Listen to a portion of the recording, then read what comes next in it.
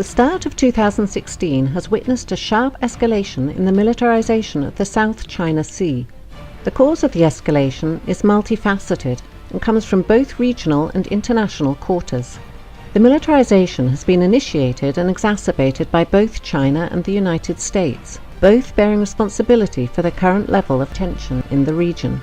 The USS John C. Stennis Carrier Strike Group sailed to the region from its home port in Bremerton, Washington on January 15th and passed through the Luzon Strait separating Taiwan and the Philippines on March the 1st.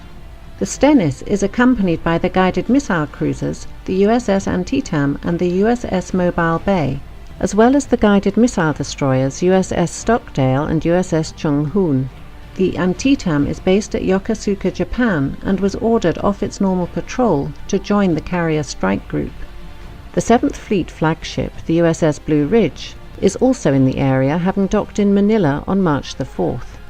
Trilateral talks were held on board the Blue Ridge on March the 5th between the US Navy, Japanese Maritime Self-Defense Forces, and the Philippine Navy. The key subject of discussion was how the three nations can work together to confront China in the South China Sea, promote security and stability in the region, and develop future multilateral training and exercises. The current deployment of the Stennis CSG to the region follows the previous deployment of the USS Lamson guided missile destroyer to the Spratly Islands last October, and the USS Curtis Wilbur to the Paracel Islands in late January of this year.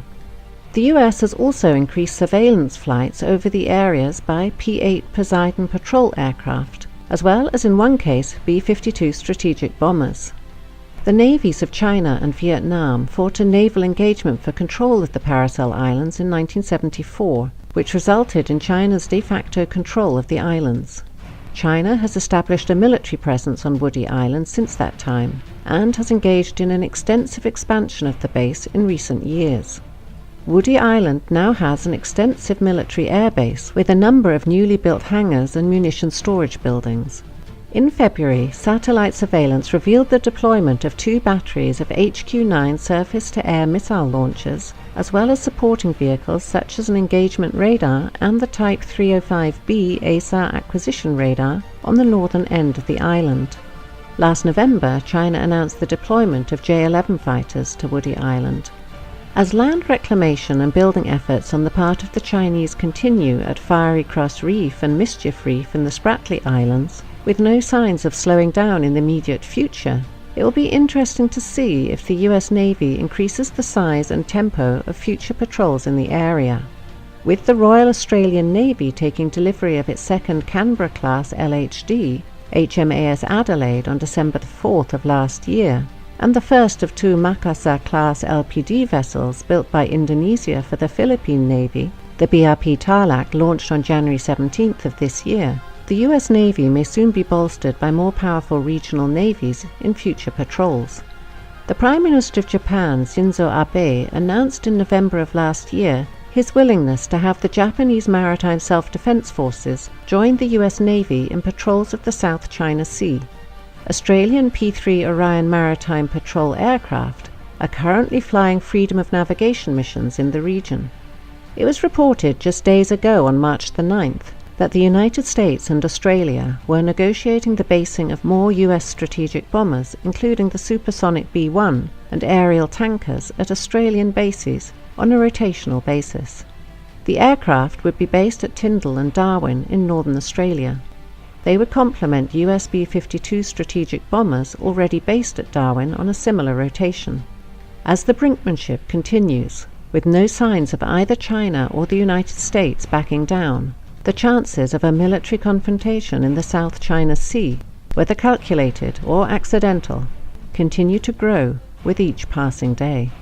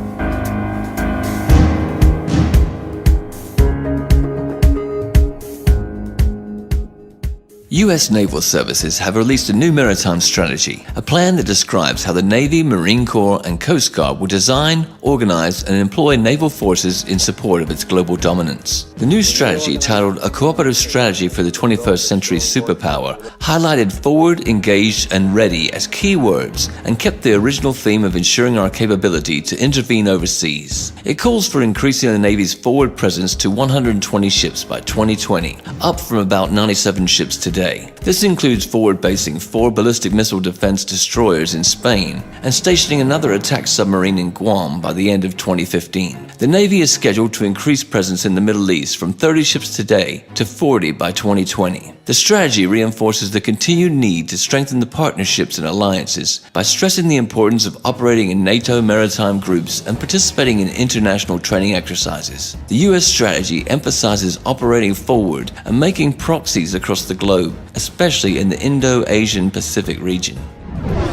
Thus, the hard anti-Russian rhetoric of Washington is a sign of the global standoff. At the very same time, the United States is preparing to go deeper and deal with China. The US strategists are concerned about the rise of Chinese naval forces and its expansion to the Pacific Ocean. Particularly, they aim to prevent a situation where China will be able to defend particular zones of sea communications from foreign intervention. This is Chinese DF-21D anti-ship ballistic missiles purpose. In 2008, the US Department of Defense estimated that China had 60 to 80 missiles and 60 launchers. The risk of establishing area-denied operational environment, for instance, in the South China Sea, worries architects of the strategy. Since the American pivot towards Asia, a tolerant term for the U.S. deterrence policy against China, in 2011, the United States Navy has deployed 60% of all of its powers in Asian-Pacific region. Indeed, it's ready to deploy even more in order to establish its own control in China's zone of interest. Armed with its own unparalleled navy, the US gets a louder voice and more power to restrict military or economy use of the oceans by other countries. In other words, it indicates the US intention to control the trade in the Indian Ocean and the Pacific, or even monopolize it in those waters. Now here's where the problem is. In April, China overtook the United States as the world's top importer of crude oil, and 80% of this oil, and many other important resources, China imports through the Malacca Strait, which the Chinese Navy doesn't control. In this context, it's clear why Beijing claims sovereignty over nearly all of the South China Sea and is building a military base in Djibouti. China supports counter-piracy operations in the Gulf of Aden, conducts humanitarian assistance and disaster response missions enabled by its hospital ship, and participates in large-scale, multinational naval exercises. Washington immediately protested against the China-Djibouti relations and expressed concern over China's plans to build a military base in the Obok region, but to no avail. China has to defend the supply of oil over a long way and isn't able to do it right now. Problem is, it doesn't have enough naval bases along vital shipping lines as of yet. Strings of Pearls strategy, initially suggested as a series of seaports and naval bases stretching along the Indian Ocean, has to resolve this issue. The seaports will be support places and investments that could pay dividends on a strategic level while causing broader security amenities.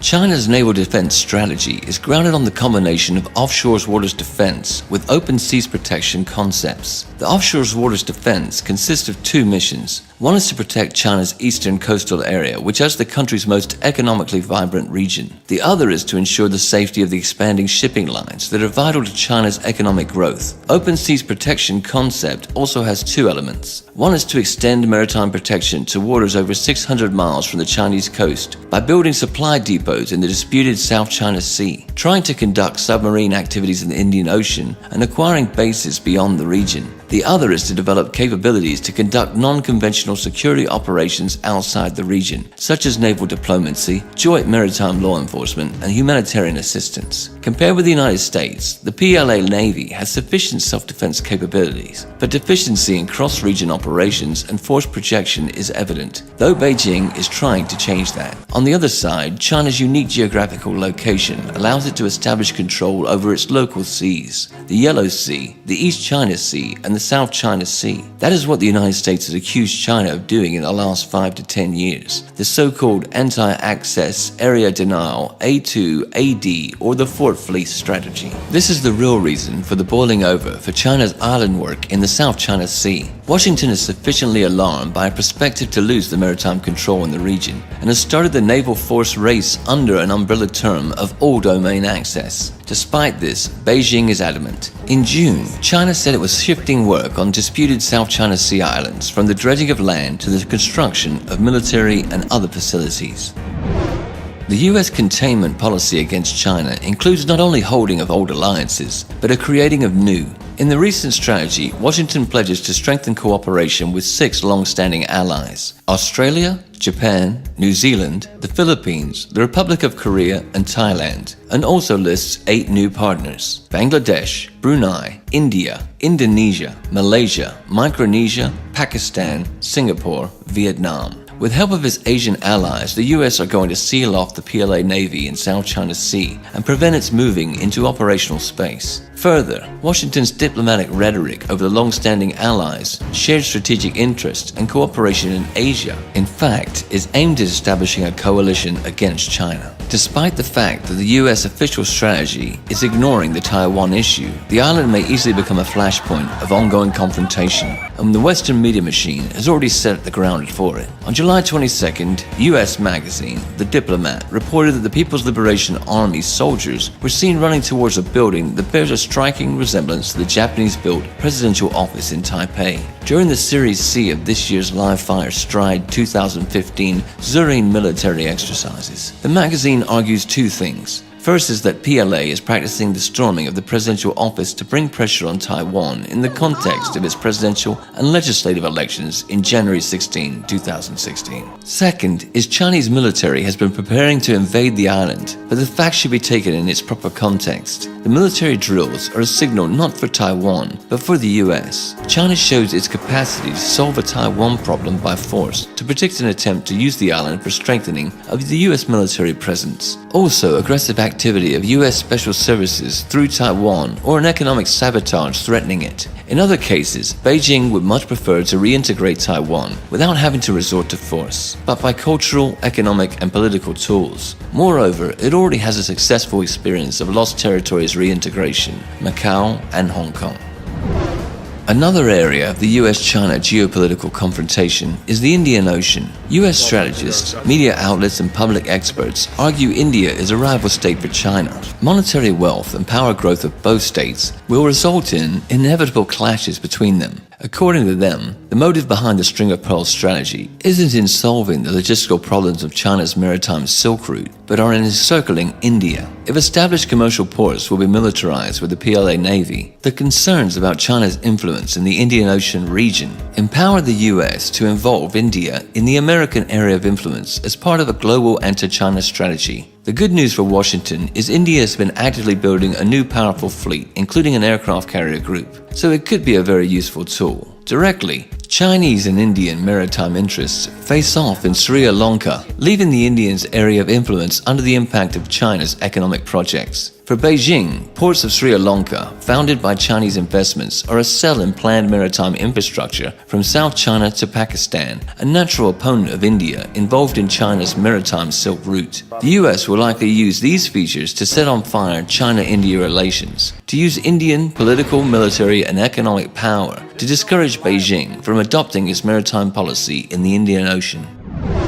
The US's strategic purpose is to seal off the PLA Navy in the South China Sea and prevent its moving in operational space and encircle China by land. In this order, the US holds old and new alliances with nations in the Indo-Asia-Pacific region. The US media machine has already started information aggression against China-Taiwan relations in order to support the rise of Washington's influence on the island. Meanwhile, American Special Services will try to fuel Pakistan and Sri Lanka in order to make a triangle where the US and India oppose China in the Indian Ocean region. With Washington's support, the tension will also raise in the South China Sea, where Malaysia, Taiwan, Vietnam, Brunei, and the Philippines claim maritime territory. The US naval services will constantly strengthen their presence there in the Indian Ocean, in the Pacific Ocean, while preparing to deal a crushing blow to Beijing. China will answer with its Fortress Fleet strategy in its local seas by building a powerful Pacific fleet and putting into practice the Maritime Silk Route project infrastructure in the Indian Ocean, all the while developing the relations with the Russian Federation in Eurasia. Also, India and China can absorb a lot of profit from the mutually advantageous cooperation. The only thing that they need for it is a mediator to start a constructive dialogue. Russia, which has a good fellowship with both, may become that mediator. This will solve the tensions in the region and allow the nations to go on to further development.